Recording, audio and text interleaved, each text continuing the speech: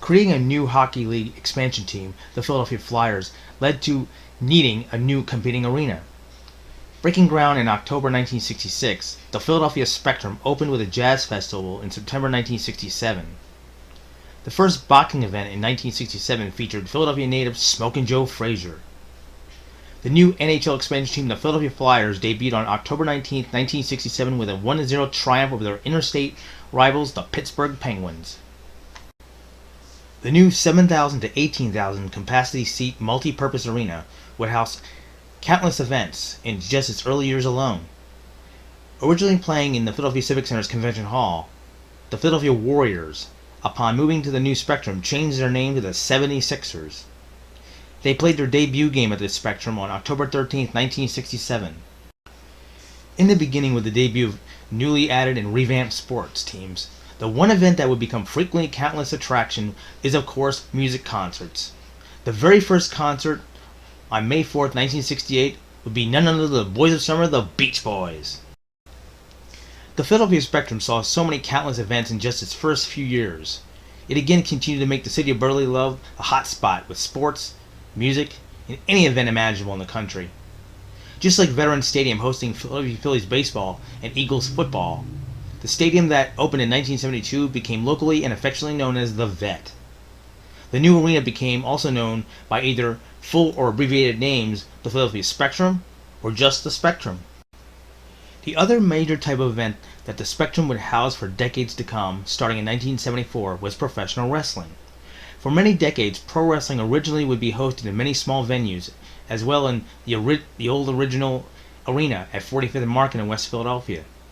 Ironically enough, despite being booked for the debut show at the Spectrum on August 3, 1974, the Worldwide Wrestling Federation, or WWWF, continued to use the old arena, as well as mostly for television tapings.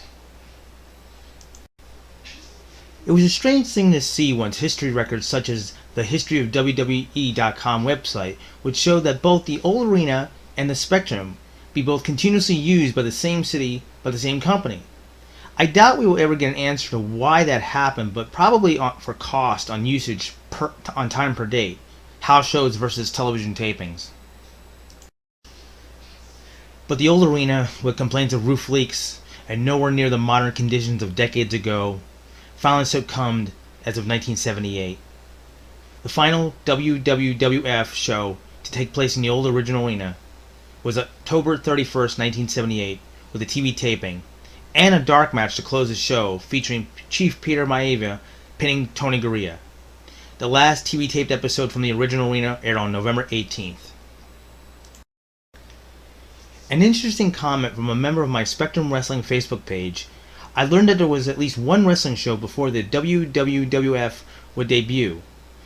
What is considered an outlaw promotion, run by wrestling star at the time Johnny Barron, had an Ohio-based company called Classic Wrestling Show booked the Philadelphia Spectrum in October 1969. As of yet, results of that show cannot be found, but a few websites confirm the show did take place. The Worldwide Wrestling Federation officially debuted at the Philadelphia Spectrum in the summer of 1974 on August 3rd. Photos of this debut show recently came to light on Facebook courtesy of Vince Campolone. Here are a few of the photos that Vince Campolone took. The third match, Luscious Johnny Valiant vs. Bob Armstrong. The seventh match, Chief Jay Strongbow vs. Otto von Heller. The eighth match, Victor Rivera vs. Professor Toru Tanaka before the match. And Victor Rivera vs. Professor Toru Tanaka as they engaged. The ninth match, Bruno Sammartino vs. Kelly Kowalski with the Grand Wizard. And the 10th match, the Battle Royal. WWWF would return only 3 more times to the Spectrum in 1974. Several wrestlers who worked the first show returned to work the next 3. WWWF returned for 6 more shows in both 1975 and 1976. Expanding to 8 shows in 1977, this year would debut a new way to watch WWWF in Philadelphia. Prism, a separate paid cable television service mostly only available in the greater Philadelphia region, had satellite transmission located on City Line Avenue in Bala Cynwyd and in the Spectrum building itself. Prism began broadcasting Philadelphia Flyers hockey and 76ers basketball. The WWF began broadcasting live wrestling on September 17, 1977, with Vince McMahon and Dick Graham providing live commentary. In 1978, the Spectrum welcomed much more live WWF broadcasting via Prism, and twice as many shows as previous years. Just a month after upsetting superstar Billy Graham for the WWF World Championship in New York City, the new world champion Bob Backlund made his Philadelphia debut at the Spectrum, fighting Greek sensation Spyros Arion to a double disqualification. The Worldwide Wrestling Federation's third type of television taping, called All-American Wrestling, which did not begin airing until 1983, apparently had matches taken from Prism broadcasts and probably other major arena broadcast archives to apply to this new show. A March 1978 Spectrum show, a jobber match saw Gorilla Monsoon versus the Golden Terror. 1979 saw the Worldwide Wrestling Federation shorten its company name to just WWF, and 10 shows at the Philadelphia Spectrum. The spring of 1980, the Spectrum saw its first title change on April 12th. The Wild Samoans defeat WWF Tag Team Champions Tito Santana and Ivan Putski to win the titles. On 2 scheduled house shows later, Tito Santana would leave for the American Wrestling Association and would not return to the WWF until 1983. Between 1980 and 1990, the Philadelphia Spectrum wrestling fans witnessed a few, but not a lot, WWF Tag Team and WWF Intercontinental Championship title changes. 1981 saw the beginning of the trading of the WWF Intercontinental Championship between the magnificent Don Muraco and Pedro Morales, which saw Muraco win the title on June 20th in Philadelphia. One of 2 rare WWF World Championship matches for Tito Santana would ever occur, first at the Philadelphia Spectrum against the Iron Sheik on January 21st, 1984. Both battled to a double disqualification. 1984 witnessed several historical events in WWF history, starting with Hulkamania. In Philadelphia on February 18th, Hulk Hogan made his first appearance as new WWF World Champion and third major title defense versus the Masked Superstar, who was his first title defense in St. Louis. One of the longest and most legendary feuds in WWF history began between WWF Intercontinental Champion Tito Santana versus Greg Valentine, beginning March 31st in the Philadelphia Spectrum. Also in 1984, Vince McMahon began his national expansion of the WWF, overtaking the legendary Territory system with the buyout and appearance on Georgia Championship Wrestling TV program. On July 7th, matches taped in the Philadelphia Spectrum would appear during the Georgia TV time slot. The babyface team of Rick Martel and Tony Garea defeating the Wild Samoans in the fall of 1980, and the heel team of Greg Valentine and Bruce Beefcake defeating Barry Windham and Mike Rotundo in the summer of 1985, were the only among 3 WWF Tag Team title changes at the Philadelphia Spectrum, the third one in 1990. During the 1980s, WWF wrestling at the Spectrum really, whether it be broadcasted live on Prism or a house show, gave Philadelphia a major label as a favorite arena for many wrestling legends throughout the years. Before WrestleMania placed the WWF on the worldwide map, 3 cities, New York City's Madison Square Gardens, the Boston Gardens, and the Philadelphia Spectrum, began to draw wrestling to prime time as cable television began to go nationwide from the mid to late 1980s. One personal observation I have to make. I really believe the WWF made a mistake in 1986. In a direct competition idea, Vince McMahon probably tried to compete with Jim Crockett Promotions' 2-city Thanksgiving Super Show Starrcade, which occurred in 1985 and 86. The WWF produced a 3-city across 3 time zone WrestleMania 2 on April 7, 1986. The first part of the show on the East Coast took place in Long Island, New York at the Nassau Coliseum. I believe they should have run the East Coast first hour show at the Philadelphia Spectrum, setting it being as popular and box office business as much as New York City and Boston would. During my History of Wrestling in Philadelphia Part 5, the Philadelphia Civic Center video project, I did mention an original version of the Monday Night Wars that involved the corporate war between the WWF and WCW, first began in Philadelphia. WWF began to field competition with their Spectrum year-long monthly shows at the Spectrum when Jim Crockett Promotions began running shows in 1985 at Civic Center's Convention Hall.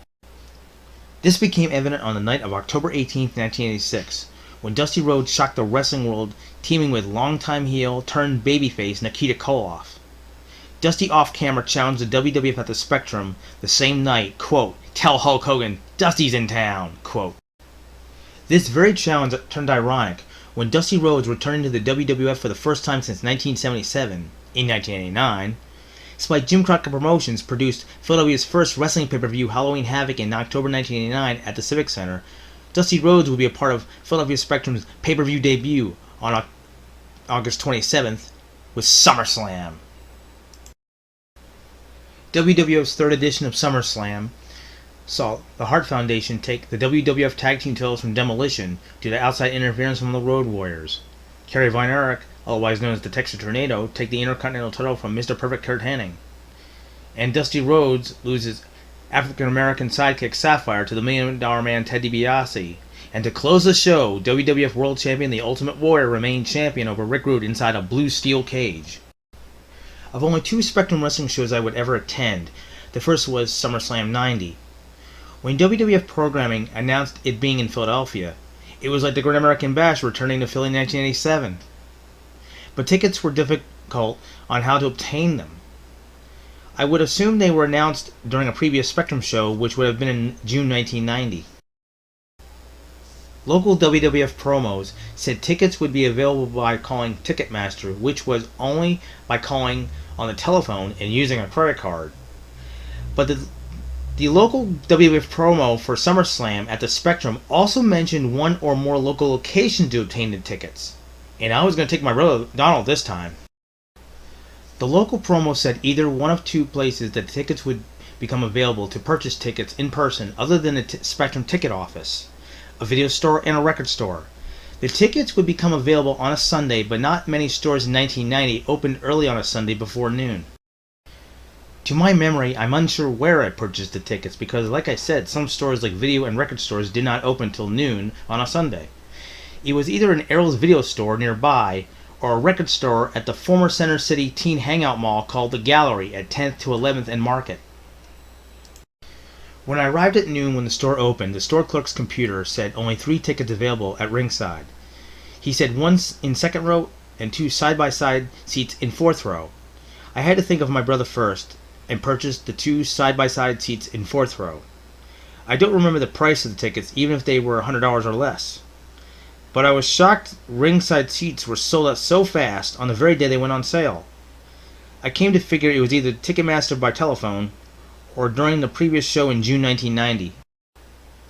Either way, I had tickets for my, or our, first WWF pay-per-view in Philadelphia. Not being a Hulk Hogan fan, I purchased a piece of large white cardboard from an arts and crafts store. Being that his opponent in the show was Earthquake, I wrote on the white cardboard, quote, "Hulkamania's dead. Earthquake, finish him off!" My brother Donald and I took SEPTA buses down to Broad and Patterson and waited in line with hundreds of other wrestling fans at the Philadelphia Spectrum. We had been to the Spectrum in the late 1980s, 88 or 89, or possibly early 1990s, can't confirm the exact date. But a vivid memory was of our dad calling Ticketmaster at midnight to purchase the first seats possibly available for the Harlem Globetrotters. That's a great story in itself. I will do a separate video about it. We obtained amazing seats for that show. Many fans brought signs for their favorite wrestlers, including shirts as well as faces painted for WWF World Champion The Ultimate Warrior. I should have done that myself. Some fans near us looked at my large, folded white sign, wondering what it was or what it said. For this project, I wish I still had it. When we found our fourth row seats, you could say they were feeling farther back, similar to my 10th row seats I had at the Civic Center when I talked about the August 16th, 1986 show. But we were there. Eventually, before the show began, Howard Finkel announced, "Get ready, we go coast to coast in 1 minute." I have vague memories of the Demolition vs. Hart Foundation World Tag Team title match and remembering the Road Warriors run-in. When the Earthquake Hulk Hogan match began with their music entrances, I immediately stood up from my seat and revealed my sign. Many looked at it, then turned away. The Philadelphia Spectrum crowd went nuts when the Real American Song began. I don't think anyone listening to this show wants to hear or know my response to those cheering fans. Then the main event, the blue steel cage was assembled. Rick Rude came out and really verbally assaulted the fans of Pennsylvania. My parents did not purchase the pay-per-view, but a fellow co-worker did, and when we watched the VHS tape, My mother heard Rick Rude's verbal, derogatory comments toward the Pennsylvania wrestling fans. He called us Pennsylvania piss ants. My mother was shaken. Whoa! Well, he's the heel, the bad guy. But my now late mother found that a little bit over the top disturbing to attack the state rather than just be verbal about his opponent. The Ultimate Warrior arrived, running around the ring to his awesome recognizable theme music. He climbed up into the wall of the blue steel cage. With his typical body and arm shaking, he really overdid it, shaking the wall of the cage so much many of us feared he'd break it falling down on us. Of course, our Hero World Champion eventually defeated Rick Rude, leaving the blue steel cage, and the show was over. Only a year earlier, in 1989, a nearby venue only yards away, JFK Stadium, was condemned and torn down, making a way for another brand new arena. There is confusing dates, and bank merging name changes occur in the mid-1990s when it comes to between the original Spectrum and the new arena. The new arena was to be originally called Spectrum 2, but financial banking overrided control of naming the new building. While researching the original Spectrum history, I'm unsure if the financial bankers of the new arena also gained ownership and control of the original Spectrum.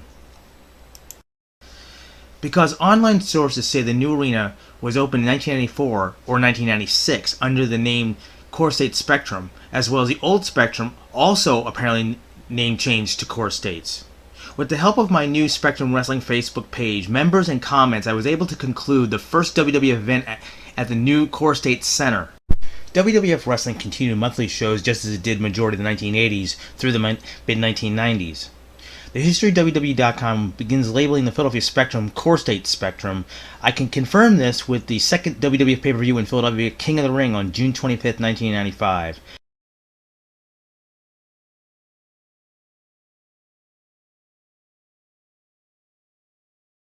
Before most events began being booked over at the new arena, several major wrestling events would occur at the original Spectrum. Classic legends of the 1980s and a new generation of wrestlers would debut in 1991 and 1992. In October and November 1991 as well as January 1992 saw the Nature Boy Ric Flair would make his first WWF house show appearances in Philadelphia versus Roddy Piper and a dream match encounter with Hulk Hogan. The Legion of Doom, otherwise known as the Road Warriors, debuted in the Philadelphia Spectrum heading toward the summer in May 1992. February 7, 1993, Tito Santana, finishing his career with the WWF, made his last appearance at the Philadelphia Spectrum, defeating Damien Demento. I went to my second and last WWF event as a fan to the Spectrum for a matinee show on September 26, 1993. It was main evented with what I would definitely call an upset, which saw WWF World Champion Yokozuna pin The Undertaker after hitting him with his salt bucket. In a house show-based incident, Bastion Booger pinned the 1-2-3 Kid after Johnny Polo pushed him off the top rope. The announcer then added that the Kid would get a return grudge match with Johnny Polo in the next Spectrum show, but like I said, this was my second and last Spectrum show I ever went to. The most extraordinary thing that no doubt everyone in the Spectrum noticed that day, being a matinee show for 1 p.m. in the afternoon, was the sun was so bright it poured into the arena past the concrete corridors from the outside doors of the Spectrum. As I began mid-1990s research for results for the Philadelphia Spectrum, I then noticed the diminishing number of shows per year. It began in 1993, where 1992 had 9 shows, 1993 went down to 7, 1994 lowered to 5, and a major drop in 1995 to 3 shows. Wow!